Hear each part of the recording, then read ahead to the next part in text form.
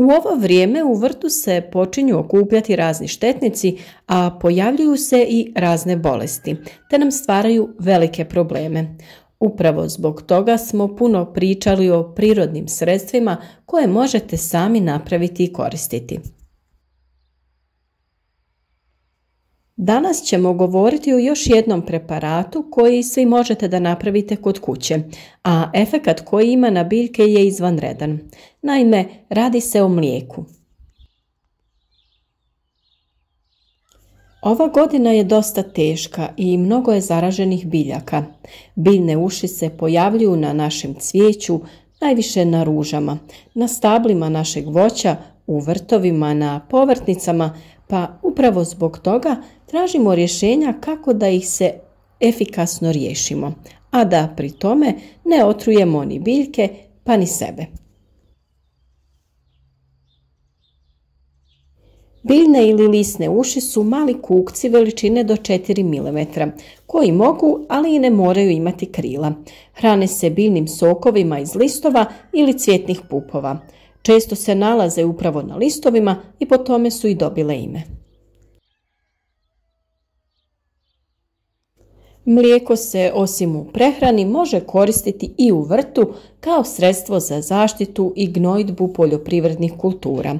Hranjive tvari u mlijeku su savršeno izbalansirane i omogućuju biljkama optimalan rast i poboljšava imunitet.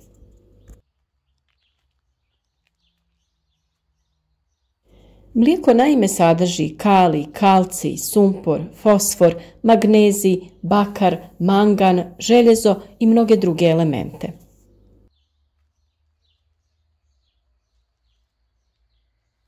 Tretiranjem biljaka mlijekom na površini se stvara tanki sloj koji štiti biljke od prolaska svih mikroorganizama, gljivica i virusa. Biljke koje su preventivno tretirane mlijekom imaju poboljšan imunitet, a mlijeko povoljno utječe i na usvajanje i iskorištavanje hranjiva iz zemljišta.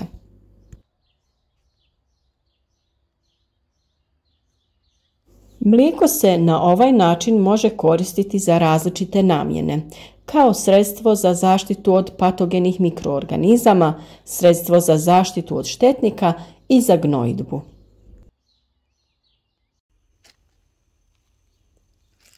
Mlijeko se koristi u zaštiti paradajza, krompira, patliđana, krastavca, tikvice, a najčešće se koristi kao preventivna zaštita od plamenjače.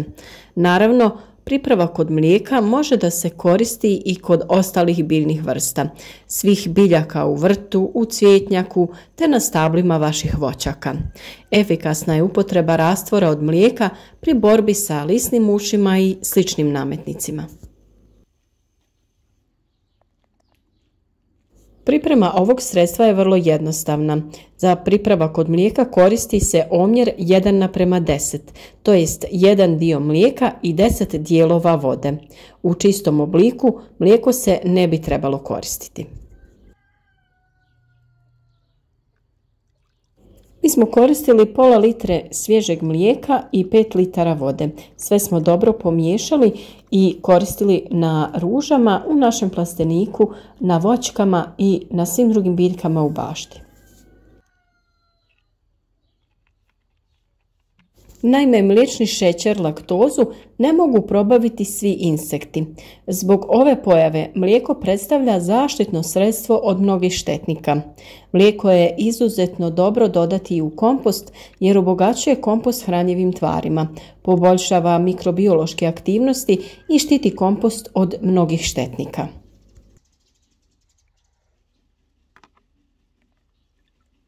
Zbog sadržaja kalija, mlijeko je odlično u zaštiti povrća u vrijeme plodonošenja, posebno za ishranu paradajza.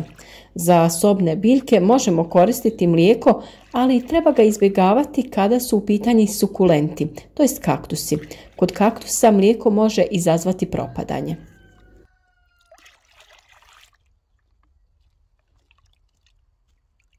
Sada bitno je napomenuti kakvo mlijeko se treba koristiti, jer najbolje je upotrebljavati sirovo mlijeko koje nije podvrgnuto termičkoj obradi, jer tokom termičke obrade gube se mnogi vitamini, a i ostali hranjivi sastojci. Ukoliko vam nije dostupno svježe domaće kravlje mlijeko, tada je najbolja zamjena kupovno, ali svježe mlijeko, nikako trajno iz tetrapaka.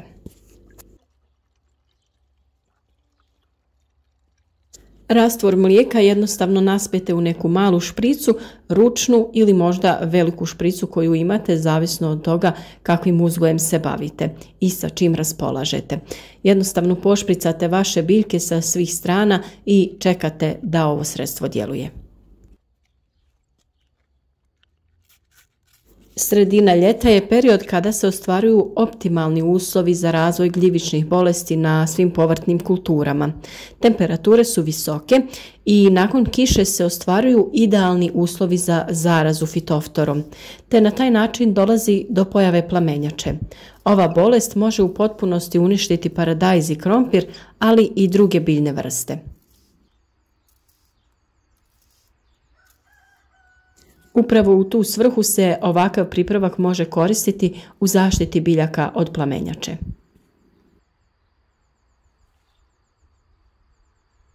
Mlijeko se može koristiti u kombinaciji sa sodom bikarbonom. Ovaj pripravak se priprema od 1 litre mlijeka, 1 velike kašike sode bikarbone i 10 litara vode. Koristi se preventivno za tretiranje povrća kako bi se spriječila pojava plamenjača i pepelnice.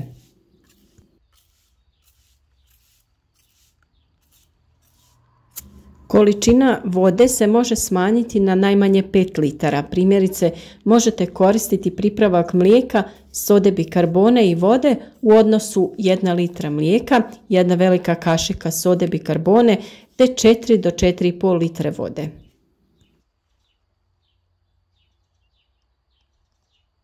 Uz svo ostalo pomenuto povrće preventivno možete tretirati krompir zbog plamenjače. Ovaj pripravak od mlijeka zaštitit će nadzemnu masu krompira od pojave ove bolesti, ali i spriječiti pojavu krompirove zlatice, jer upravo krompirova zlatica i njene larve ne mogu da probave mlijeko.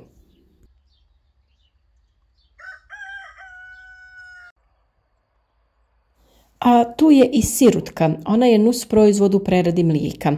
Kada se sirutka zagrije na nekih 20 do 25 stepeni i razredi vodom, može se koristiti u zaštiti od plijesni. 1 litra sirutke razblaži se sa 10 litara vode. Ovaj pripravak je dobar za zaštitu krastavaca, paradajza i tikvice. Za krastavce i vinovu lozu može se koristiti i nerazblažena sirutka. A ukoliko ste možda koristili vaš vrtni alat oko nekih zaraženih biljaka, možete mlijeko koristiti kao dezinfekcijsko sredstvo. Ako se alat tokom rada u povrtnjaku opere otopinom mlijeka i vode u odnosu 1:1, to će umanjiti pojavu bolesti. Mlijeko se naravno može koristiti i kao prihrana. Ukoliko se mlijeko koristi za gnojidbu krastavca, to će ubrzati njegov rast. Možete ga razblažiti sa vodom u odnosu 1:2. Gnojidbu je potrebno redovito ponavljati svako 15 dana. Kao što vidite, i vaše voćke također možete tretirati sa ovim sredstvima i ukloniti nametnike poput biljnih ušiju. Jednostavno razblažite mlijeko i vodu u omjeru 1:10, a možete da dodate i 1 veliku kašiku sode bikarbone. Sve dobro sjedinite i prskate vaše voćke, posebice sa donje strane listova.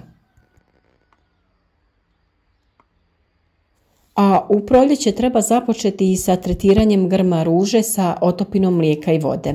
Tretman se ponavlja svakih 7 do 10 dana tokom 2 mjeseca. Mlijeko će zaštititi ružu od bolesti i štetnika.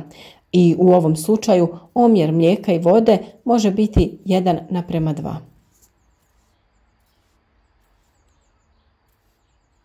Mlijeko se može koristiti kao zaštita od bijele leptiraste uši. Kao zaštita od ove štetočine koristi se kiselo mlijeko, 250 ml kiselog mlijeka, 1 litra vode. Sa ovom mješavinom potrebno je dobro poprskati biljke, posebno donju stranu listova. S obzirom da se u današnje vrijeme sve više pokušava izbjegavati bilo kakva umjetna sredstva, vrijedi isprobati i ovakve pripravke. A ono što je uvijek bitno napomenuti je da se sva ova prirodna sredstva i preparati koriste preventivno na vašim biljkama. Ukoliko dođe do pojave nametnika ili bolesti, tretmane je potrebno više puta ponoviti, jer tada djelovanje je umanjeno i sporije. Ali nipošto nemojte odustati, nego budite uporni i riješite se ovih problema u vašem vrtu.